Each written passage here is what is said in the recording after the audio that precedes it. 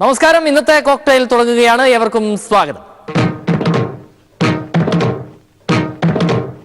സുവർണാവസരം പിള്ളസാറിന് തിരക്കിട്ട പരിപാടിയാണ്. ഓരോ സമരങ്ങൾ പൊളിയുമ്പോഴും അടുത്തത് എന്ത് സമരം നടത്തണം എന്ന റിസർച്ചിലാണല്ലോ പിള്ളസാർ. അങ്ങനെ പുതിയൊരു സമരം കൂടി കണ്ടുപിടിച്ചു കളഞ്ഞു.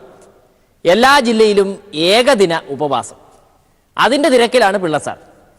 നമ്മുടെ പഴയ നിരാഹാരക്കാരൊക്കെ ഉപവാസം കിടക്കാനുണ്ടത്രേ. ഇതാവുമ്പോൾ പ്രത്യേകിച്ച് തടിയേടാവുന്ന സമരമല്ല, ഒറ്റ ദിവസത്തെ കാര്യമല്ലേ ഉള്ളൂ. രാവിലെ 10 മണിക്ക് വെട്ടി വിഴുങ്ങിയിട്ട് വൈകിട്ട് 5 മണി വരെ കഷ്ടപ്പെട്ട് ഉപവസിക്കും.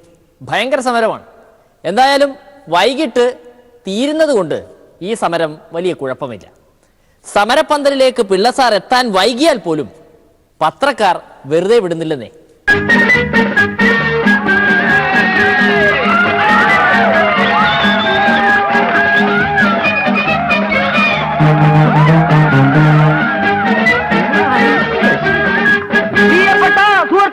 കൃത്യസമയം 10 മണിയാണ്. കൃത്യനിഷ്ഠയുടെ കാര്യത്തിൽ എൻ്റെ മാധ്യമ സുഹൃത്തുക്കളോട്, നിങ്ങൾ എല്ലാവരുടെ കാര്യത്തിലും മന്ത്രിമാരുടെയും രാഷ്ട്രീയ നേതാക്കന്മാരുടെയും പക്ഷപാതം കാണിക്കാതെ കൃത്യസമയത്ത് 10, 15, 20 മിനിറ്റ് താമസിച്ചാൽ എല്ലാവരുടെ കാര്യത്തിലും ഈ ജാഗ്രത കാണിക്കണമെന്ന് കൂടി സ്നേഹബുദ്ധിയ ഞാൻ നിങ്ങളോട് അഭ്യർത്ഥിക്കുകയാണ്. ഇന്ന് ഞാനിവിടെ വരാൻ അല്പം വൈകിയത് തന്നെ വാർത്തയായി ചാനലുകളിലൂടെ പുറത്തു വന്നിരിക്കുന്നു. ഞാൻ ഈ പത്രക്കാരെ കൊണ്ട് തോറ്റു. ഞാൻ എന്ത് ചെയ്യാണെന്ന് നോക്കി നടക്കുക, അവന്മാര് പത്രത്തിലിടാൻ. പിള്ളസാറിനെ കുറിച്ച് പത്രത്തിൽ വായിക്കുന്നത് പോലൊരു തമാശ വേറെ ഇല്ലാത്തത് കൊണ്ടാണ് പത്രക്കാരെല്ലാം അങ്ങനെ എഴുതുന്നത്. ഏകദിന ഉപവാസം ഇരിക്കാൻ നമ്മുടെ പഴയ രാധാകൃഷ്ണൻജിയും ശോഭാജിയും ഒക്കെ ഉണ്ട്. സെക്രട്ടേറിയറ്റ് പഠിക്കൽ നിരാഹാരം കിടന്ന് വയറൊട്ടിയത് മാത്രമല്ലേ മിച്ചമുള്ളൂ. ആ ദിവസങ്ങളെക്കുറിച്ച് ഓർക്കാനേ വയ്യ. C K Padmanabhan, Krishnadas, K Surendran, Shobha Surendran, N Radhakrishnan തുടങ്ങിയുള്ള ആളുകളൊക്കെ ഓരോ ജില്ലകളിലായി ഉപവാസ സമരത്തിൽ പങ്കെടുക്കും. ശ്രീധരൻ പിള്ള സാർ പ്രസംഗം ആരംഭിച്ചാൽ പിന്നെ തമാശകളുടെ പൊടിപൂരമായിരിക്കുമല്ലോ. കോഴിക്കോട്ടെ ഉപവാസ പന്തലിൽ വെച്ചും ആശാൻ തകർപ്പൻ കോമഡി അടിച്ചു. ഇത്തവണ കോമഡി കഥാപാത്രമായത് അദ്ദേഹത്തിന്റെ സ്വന്തം പാർട്ടി നേതാവായ കുമ്മനംജിയാണെന്ന് മാത്രം. മെട്രോ ട്രെയിനിൽ കുമ്മനംജി കുമ്മനടിച്ചതുപോലെ താൻ ബൈപ്പാസ് ഉദ്ഘാടനത്തിൽ കുമ്മനടിക്കാനില്ല എന്നാണ് പിള്ള സാർ തട്ടിവിട്ടത്. നല്ല ഒന്നാന്തരം സെൽഫ് ട്രോൾ. കൊല്ലത്തെ പരിപാടി, ആ പരിപാടി 2 പരിപാടി ഉണ്ടായിരുന്നു കൊല്ലത്ത്. ഒന്നിൽ ഞാൻ പോയില്ല. ഞാൻ ഔദ്യോഗികമായി ആരും അല്ലാത്തത് കൊണ്ട് എന്തിനവിടെ പോകണം? ഇനി ആരെങ്കിലും ഒരു വാർത്ത ഉണ്ടാക്കണ്ട. പണ്ട് കുമ്മനം ട്രെയിനിൽ കയറിയത് വാർത്തയായതുപോലെ BJP ഇത്തവണ ജയിച്ചു കളയും എന്നൊക്കെയുള്ള സ്വപ്നവും കണ്ട് നടക്കുകയാണ് പാവം പിള്ളസാർ. ആ മോദിജിയെ കൂടി ഇതും പറഞ്ഞ് തെറ്റിദ്ധരിപ്പിച്ചിട്ടുണ്ട്. ഏതായാലും ഒരു കാര്യം പറയാൻ ആഗ്രഹിക്കുന്നു. ഇന്നലത്തെ പരിപാടി, BJPയുടെ പരിപാടി 3 മണ്ഡലങ്ങൾ മാത്രമായിരുന്നു. പക്ഷെ പ്രധാനമന്ത്രി അവിടെ വേദിയിൽ ഇരുന്നപ്പോൾ ഞാൻ പറഞ്ഞു 3 മണ്ഡലങ്ങളിൽ നിന്നുള്ള ആളുകളാണെന്ന് പറഞ്ഞപ്പോൾ അദ്ദേഹം അതിനെപ്പറ്റി അയ്യോ വിസ്മയം, കേരളത്തിൽ വൻ നേട്ടമാണല്ലോ എന്നാണ് അദ്ദേഹം എന്നോട് പറഞ്ഞത്. ചടങ്ങ് കഴിഞ്ഞ ഉടനെ CM-ന്റെ അടുത്ത് വന്ന് തോളി തട്ടിട്ട് പറഞ്ഞു, വെൽ ഡൺ മൈ ബോയ്. ഞാനത് കോരി തെറിച്ചു പോയി. നമ്മുടെ മാനങ്കര മണ്ഡലത്തിലെ ഇപ്രാവശ്യം 7000 വോട്ടാ പാർട്ടിക്ക് കൂടുതൽ. അതിന്റെ പിന്നിൽ എന്റെ ശക്തമായ കൈകളാണ് പ്രവർത്തിച്ചതെന്ന് മൂപ്പരുടെ ചെവിയിൽ ആരോചെന്ന് പറഞ്ഞു. അതുകൊണ്ടാ അദ്ദേഹം പോകുന്ന അവസരത്തിലും അദ്ദേഹത്തിന്റെ യാത്രയയപ്പിന് വേണ്ടി ശിവൻസ്വാമി ക്ഷേത്രത്തിന്റെ അടുത്ത് വെച്ചും അദ്ദേഹം പറഞ്ഞു, നല്ല പരിപാടി, കേരളത്തിൽ ഞാൻ വീണ്ടും വരും. പാർട്ടിയിൽ എനിക്കുള്ള സ്ഥാനം എന്താണെന്ന് നിന്നെ പറഞ്ഞ് ബോധ്യപ്പെടുത്തേണ്ട കാര്യമൊന്നും എനിക്കില്ല. എന്ത് ചെയ്തിട്ടെന്താ, പിള്ളസാർ ചെയ്യുന്ന കാര്യങ്ങളൊന്നും ഈ പത്രക്കാർ കാണുന്നില്ലെന്നേ. പറയുന്ന എല്ലാ മണ്ടത്തരങ്ങളും പത്രത്തിലിടണം എന്ന് പറഞ്ഞാൽ നടക്കുമോ? ഇന്നത്തെ BJPയുടെ വളർച്ച, ആ വളർച്ച ഒരുപക്ഷെ മാധ്യമങ്ങളിലൂടെ നമുക്ക് എത്തിക്കപ്പെടാൻ കേരളത്തിൽ ഒരുപക്ഷെ സാധിക്കാത്ത അവസ്ഥയാണുള്ളത്. പക്ഷെ സത്യം സത്യമായി നിൽക്കും. എന്റെ മുമ്പിൽ ഇരിക്കുന്ന ആളുകളോട് ഒരു സമരം പൊളിയുമ്പോൾ അടുത്തത്, അങ്ങനെ സമരങ്ങൾ കുറേയായി. ഒന്നും അങ്ങോട്ട് ക്ലച്ച് പിടിക്കുന്നില്ല. സെക്രട്ടേറിയറ്റിന് മുന്നിൽ നിരാഹാര കിടപ്പ് തുടങ്ങിയിട്ട് മാസം 2 ആകുന്നു. ആരെങ്കിലും ഒന്ന് തിരിഞ്ഞു നോക്കണ്ടേ? അവിടെ ആരാണ് കിടക്കുന്നതെന്ന് പിള്ളസാറിന് പോലും അറിയാത്ത അവസ്ഥയാണ്. എന്തിനാണ് സമരം ചെയ്യുന്നത് എന്ന് പോലും പിള്ളസാറിന് അറിയില്ല. എങ്ങനെയെങ്കിലും ഇപ്പോൾ അതൊന്ന് നിർത്തി എഴുന്നേറ്റ് ഓടിപ്പോയാൽ മതി എന്നായി. അങ്ങനെയാണ് പുതിയ സമരവുമായി രംഗത്തിറങ്ങിയിരിക്കുന്നത്. 100% ഒരു രാഷ്ട്രീയ വിദ്യാർത്ഥിയായി ബോധ്യപ്പെട്ടതിന്റെ അടിസ്ഥാനത്തിലാണ് ഞങ്ങളുടെ സമരം മുന്നോട്ട് കൊണ്ടുപോകുന്നത്. ആ സമരം മകരവിളക്ക് ഇന്നലെ കഴിഞ്ഞു, മിനിഞ്ഞാന്ന് കഴിഞ്ഞു. ആ മകരവിളക്കിനെ തുടർന്ന് എന്നോട് മാധ്യമ സുഹൃത്തുക്കൾ ചോദിച്ചു, സെക്രട്ടേറിയറ്റ് പഠിക്കലെ സമരം, BJPയുടെ സമരം നിർത്തുകയല്ലേ എന്ന് ചോദിച്ചു. ഞാൻ ഒന്ന് പറയാൻ ആഗ്രഹിക്കുന്നു. പ്രഖ്യാപിതമായ ലക്ഷ്യം നേടുന്നത് വരെ വിശ്വാസികൾക്കൊപ്പം നിൽക്കാനാണ് NDAയുടെയും BJPയുടെയും തീരുമാനം എന്ന് പറയാൻ ആഗ്രഹിക്കുന്നു. സമരത്തിന്റെ രീതി മാറും എന്നൊക്കെയാണ് പിള്ള സാർ പറയുന്നത്. എന്ന് വെച്ചാൽ സെക്രട്ടേറിയറ്റിന് മുന്നിലെ നിരാഹാരം നിർത്തും എന്നായിരിക്കുമല്ലോ ഉദ്ദേശിച്ചത്. അല്ല, അപ്പോ വിജയം വരെയും നിരാഹാരം കിടക്കുമെന്നല്ലേ തുടങ്ങിയപ്പോ പറഞ്ഞത്? സമര രീതികൾ മാറിയേക്കാം. സത്യാഗ്രഹം പോലുള്ള സമരങ്ങൾ, ആ സമരങ്ങൾ വേറെ തരത്തിലായേക്കാം. നമ്മുടെ സമരത്തിന്റെ രൂപവും ഭാവവും മാറിയേക്കാം. ആത്യന്തികമായി ശബരിമലയിലെ വിശ്വാസികളുടെ വിശ്വാസമാണ് പരമപ്രാധാന്യം. പിള്ള സാർ ഇങ്ങനെ ഓരോ ആഹ്വാനം നടത്തും. പാവം സംഘികൾ പോയി പോലീസിന്റെ തല്ലും കൊള്ളും, ജാമ്യം കിട്ടാതെ ജയിലിലുമാവും. എന്നാൽ ജാമ്യത്തിലെടുക്കാൻ ഈ പിള്ള സാറോ മറ്റ് പാർട്ടി നേതാക്കളോ ആരെങ്കിലും ആ വഴി വരുമോ? പോലീസിനെ കാണുമ്പോൾ സംഘികളുടെ ഓട്ടം ലോക റെക്കോർഡ് കരസ്ഥമാക്കാൻ പോകുന്നതാണല്ലോ. സകല സമരത്തിന്റെ മാർഗമാണ്. അതുകൊണ്ട് നമ്മൾ നിർഭയരാണ്, നമ്മൾ ദൈവവിശ്വാസികളാണ്. നിരീശ്വരവാദികൾക്ക് നമ്മളെ മുട്ടുകുത്തിക്കാൻ സാധിക്കില്ല. അതുകൊണ്ട് ഈ ധർമ്മസമരം വിജയിപ്പിക്കാനുള്ള ശ്രമത്തിൽ ഇന്നത്തെ ഇതൊരു പ്രതിഷേധം കൂടിയാണ്. നിയമവിരുദ്ധമായി കള്ളക്കേസുകൾ കുടുക്കി എത്രയോ അമ്മമാരുടെ കണ്ണുനീര് നമുക്കിടയിൽ വീഴുകയാണ്. ഈ ശാപം ജനങ്ങൾക്ക് ശാപവും ഭാരവുമായ ഭരണകൂടം, ആ ഭരണകൂടം അധിക നാൾ പിടിച്ചു നിൽക്കാൻ പോകുന്നില്ല.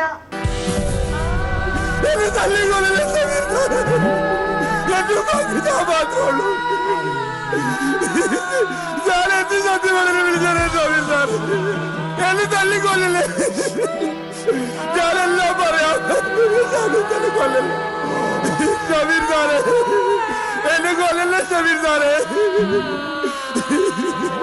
ഷബീർ സാറേ ഒന്ന് പറയണ. സെക്രട്ടേറിയറ്റിന് മുന്നിലെ നിരന്തരാഹാര സമരം BJP നിർത്തി രക്ഷപ്പെടാൻ പോകുന്നു എന്നാണ് സൂചന. കലത്തിൽ തലകുടുങ്ങിയ അവസ്ഥയിലായിരുന്നല്ലോ ഇത്രയും നാൾ. എങ്ങനെയെങ്കിലും ഒന്ന് പുറത്തെടുത്താൽ മതി. സമരം അതിനെപ്പറ്റി തീരുമാനിക്കും. സമരം അതിനെ സംബന്ധിച്ച് എന്ത് ചെയ്യണമെന്നുള്ളത് തീരുമാനിക്കും. ആ തീരുമാനം അടുത്ത് തന്നെ ഉണ്ടാകും. പാർട്ടിയുടെ കമ്മിറ്റിയാണ് അത് തീരുമാനിക്കുക. അല്ല, അതാണല്ലേ ഞാൻ പറഞ്ഞത്. അത് സമരം എപ്പോഴും അനശ്യൂതമായിട്ടുള്ള ഒന്നാണ്. അപ്പം ആ സമരമാർഗത്തിന് ചിലപ്പോൾ വ്യത്യാസം വന്നേക്കാം. സമരമായും BJP മുന്നോട്ട് പോകാൻ തന്നെയാണ് തീരുമാനിച്ചിട്ടുള്ളത്. പക്ഷേ സെക്രട്ടേറിയറ്റ് നടക്കിലെ സമരം വേണോ വേണ്ടയോ ആ കാര്യങ്ങളെക്കുറിച്ച് പാർട്ടി ആലോചിക്കും.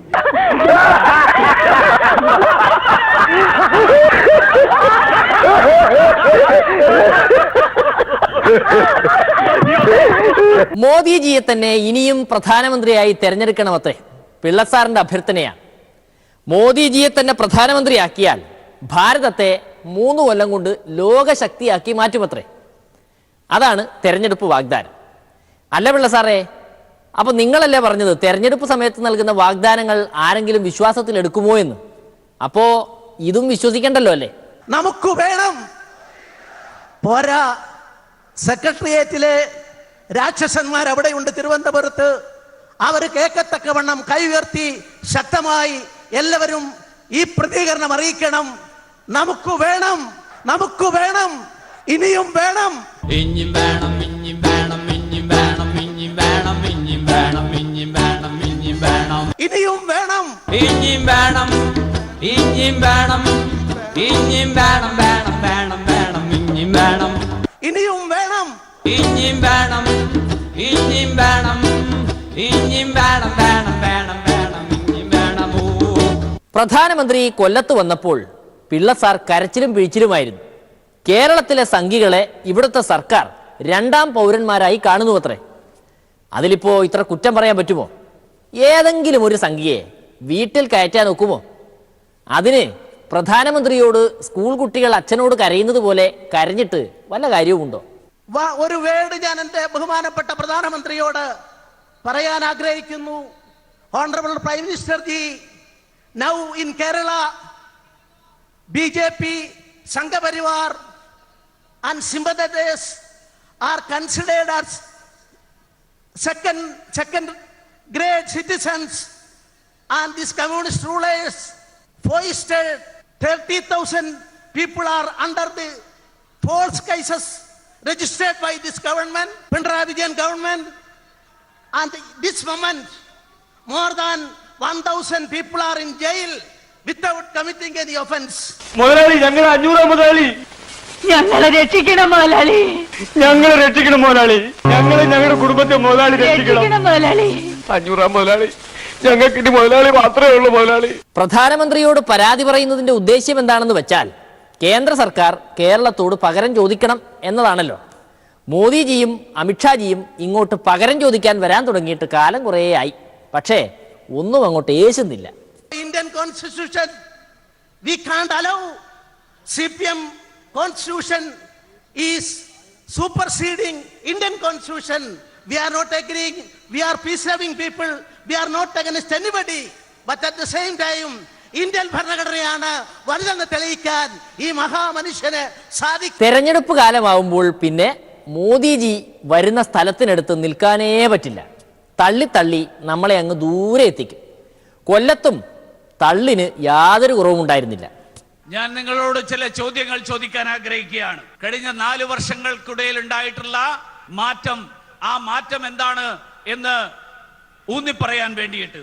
4 വർഷങ്ങൾക്ക് മുൻപേ ആരെങ്കിലും ചിന്തിച്ചിരുന്നുവോ ഇന്ത്യ ഏറ്റവും വേഗതയിൽ പുരോഗമിക്കുന്ന ഒരു സാമ്പത്തിക ശക്തിയായി മാറും എന്നാരെങ്കിലും ചിന്തിച്ചിരുന്നുവോ? സംഘികൾ എവിടെ പോയാലും അവരുടെ തനിക്കുണം കാണിക്കുമല്ലോ. കൊല്ലത്ത് ബൈപ്പാസ് ഉദ്ഘാടന ചടങ്ങിനും മോശമല്ലാത്ത തോന്നിയാസം കാണിച്ചല്ലോ അവർ. സ്വന്തം പ്രധാനമന്ത്രിയുള്ള വേദിയിൽ പോലും സംസ്കാരത്തോടെ പെരുമാറാൻ അറിയാത്ത കൂട്ടരാണ്. എന്തായാലും മുഖ്യമന്ത്രി അതിന് കണക്കിന് കൊടുത്തു. പിന്നെ സംഘികളുടെ ശല്യം ഉണ്ടായിട്ടില്ല. കേരളത്തില് LDF ഗവൺമെന്റ് അധികാരത്തിലേറി ആദ്യഘട്ടത്തിൽ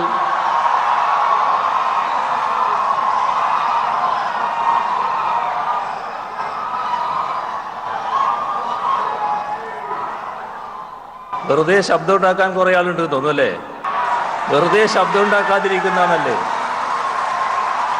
ഒരു യോഗത്തില് അതിൻ്റെതായ അച്ചടക്കം പാലിച്ചിരിക്കുന്നതാണ് എപ്പോഴും നല്ലത് കേട്ടോ. എന്തും കാണിക്കാനുള്ള ഒരു വേദിയാണ് യോഗം എന്ന് കരുതരുത്. സാർ ഇങ്ങനെ സുവർണാവസരം ഉണ്ടാക്കാൻ നടക്കുമ്പോൾ അവരുടെ മുന്നണിയിലെ പാർട്ടികളെല്ലാം സുവർണാവസരം തപ്പി പുറത്തു പോവുകയാണ്. NDA മുന്നണിയിൽ നിന്നാൽ തേപ്പ് മാത്രമാകും കൈമുതൽ എന്ന് മനസ്സിലാക്കിയ കക്ഷികൾ പലതും കെട്ടുകെട്ടി തുടങ്ങി. ആദ്യം AKSന്റെ CK ജാനു മുന്നണി വിട്ടു. ഇപ്പോഴാ നമ്മുടെ JSSന്റെ രാജൻ ബാബുവും സ്ഥലം വിടുകയാണ്. അത്തരം ഒരു കൂട്ടായ്മയോടുള്ള ഒരു മുന്നോട്ട് പോകുന്നില്ല എന്ന് കണ്ടതുകൊണ്ടാണ് ഘടകകക്ഷി എന്ന നിലയിലുള്ള അവഗണനയും ഉണ്ടായതിൻ്റെ അടിസ്ഥാനത്തിലാണ്. ഇത് മാത്രമല്ല, ആലപ്പുഴ ജില്ലയിലെ കൺവീനർ സ്ഥാനം ഉൾപ്പെടെ ഞങ്ങളോട് ആലോചിക്കാതെ തന്നെയാണ് തിരിച്ചെടുത്തത്.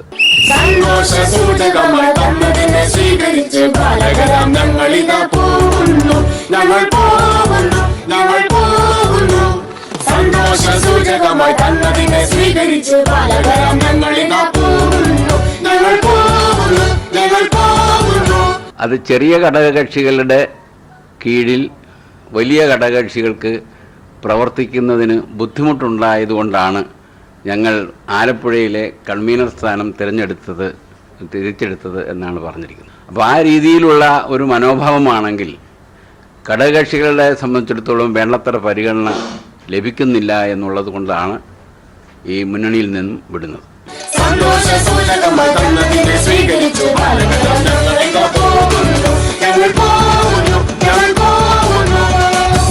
കേരളത്തിൽ മുന്നണിക്ക് കച്ചി തൊടാൻ പറ്റിയിട്ടില്ലെങ്കിലും ആർത്തിക്ക് ഒരു കുറവുമില്ല. ചെറുകക്ഷികൾക്ക് ഒന്നും കൊടുക്കാതെ BJPയും BDJSും കൂടെ ഉള്ളതെല്ലാം വാരിത്തിന്നും. പിന്നെങ്ങനെ അവർ നിൽക്കും? അത് മാത്രമല്ലല്ലോ, മറ്റ് ഘടകകക്ഷികൾക്കും ഈ പരാതിയുണ്ട്. BDJS വന്നതുകൊണ്ട് മാത്രമല്ല, ഇനി പാർട്ടി വിളിച്ച് സംസ്ഥാന കമ്മിറ്റി വിളിച്ച് ചർച്ച ചെയ്ത് മറ്റ് സമാന പ്രസ്ഥാനങ്ങളുമായിട്ടും ചർച്ച ചെയ്ത് ഒന്നായിക്കൊണ്ട് വേണം മറ്റ് തീരുമാനമെടുക്കാൻ എന്ന് വാക്കാൽ ഉറപ്പ് വന്നിട്ടാ ഞാൻ ഈ നാണം കെട്ട പരിപാടിക്ക് ഇറങ്ങി തിരിച്ച്. വാക്കാലല്ലേ, മുദ്രപത്രത്തിലൊന്നും എഴുതി തന്നിട്ടില്ലല്ലോ. നിങ്ങളൊരു കൊള്ളാവുന്ന കുടുംബത്തിലെ ആളാണെന്ന് വിചാരിച്ചത് എന്റെ തെറ്റ്. ശ്രീധരൻപിള്ള അദ്ദേഹം വളരെയധികം എന്നെ പേഴ്സ്യൂ ചെയ്ത് അത് പിന്നെ ഞങ്ങൾക്കൊക്കെ അതിന് ഖേദമുണ്ടെന്നാണ് അദ്ദേഹം എന്നോട് പറഞ്ഞത്. ഞാൻ പറഞ്ഞു ഞങ്ങൾക്ക് പാർട്ടിയെ സംബന്ധിച്ചിടത്തോളം താല്പര്യമുണ്ട്, അതെന്നും തമ്മിലുള്ള സ്നേഹാദരങ്ങൾ ഉണ്ടായിരിക്കും. ഇബ്രാഹിം ബാബു പോകുന്നതിൽ ഞങ്ങൾക്കും വിഷമമുണ്ടെന്നാണ് അദ്ദേഹം എന്നോട് പറഞ്ഞത്. അറിയാത്ത കുഞ്ഞ് ചൊറിയുമ്പോ അറിയുന്ന എന്റെ അമ്മ പറഞ്ഞിട്ടുണ്ട്. എന്റെ അടുത്ത കളി ഞാനിത് കുറെ കണ്ടിട്ട് തന്നെ വന്നിരിക്കുന്നത്. എന്റെ ജീവിതത്തില് ഇത്രയും വാക്ക് പാലിക്കാത്ത ഒരു മനുഷ്യനെ ഞാൻ കണ്ടിട്ടില്ല. NDA കുറെ കൂടെ അവരുടെ മുന്നണി പ്രസ്ഥാനം തന്നെ കുറെ കൂടെ ശക്തമാകണം. പിന്നെ അതാണ് തമ്മിലുള്ള തർക്കങ്ങളൊക്കെ ഒഴിവാക്കി ഒരു ഒറ്റ മുന്നണിയായി പ്രവർത്തിക്കാനും ഘടകകക്ഷികളെ അംഗീകരിച്ചും മുന്നോട്ട് പോകേണ്ട ഒരു കാര്യങ്ങളുണ്ട്. എനിക്ക് ഇയാളോട് ഒന്നും പറയാനില്ല. പോകുന്നത് തിന്ന ചോറിന് നന്ദി ഇല്ലാഞ്ഞിട്ടുമല്ല. പക്ഷെ മനുഷ്യനെ ഒരുമാതിരി വടിയാക്കുന്ന ഏർപ്പാടുണ്ടല്ലോ, അതങ്ങ് കൈ വെച്ചേക്കാൻ പറഞ്ഞാൽ മതി. നിയമം പുസ്തകത്തിൽ മാത്രം പോരാ, അത് വാക്കിലും പ്രവൃത്തിയിലും വേണം. പണ്ട് UDF വിട്ട കഥ പറയുമ്പോൾ രാജൻ ബാബുവിന് കണ്ണു നിറയും.